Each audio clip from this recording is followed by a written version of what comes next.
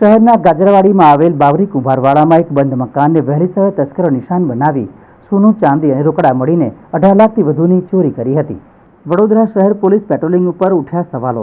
વડોદરા શહેર ગાજરાવાડી વિસ્તારમાં આવેલ બાવરી કુંભારવાડા વિસ્તારમાં રહેતા નયનભાઈ માળીના બંધ મકાનમાં વહેલી સવારે તસ્કરોએ ઘરને નિશાન બનાવ્યું હતું.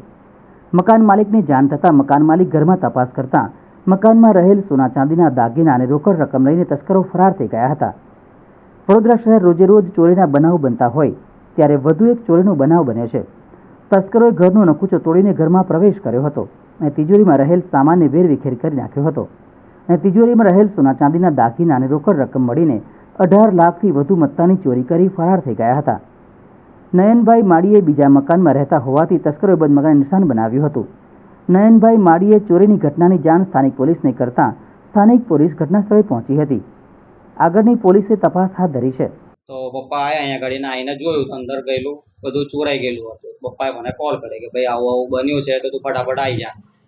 તો પછી મેં અહીંયા ગાડી આવીને જોયા પછી મેં 100 નંબર પર કોલ કર્યો. એ લોકો 15-20 મિનિટમાં આવી ગયા.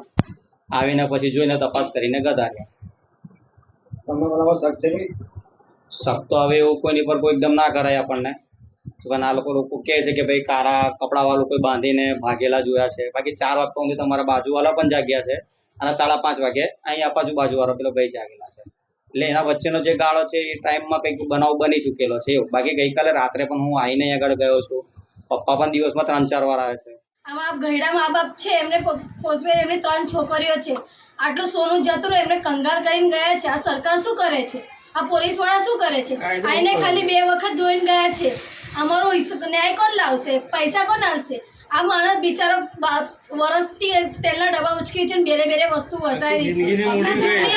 એમના દાદીની જૂની વસ્તુ હતી યાદગીરી, એ પણ લઈ ગયા છે.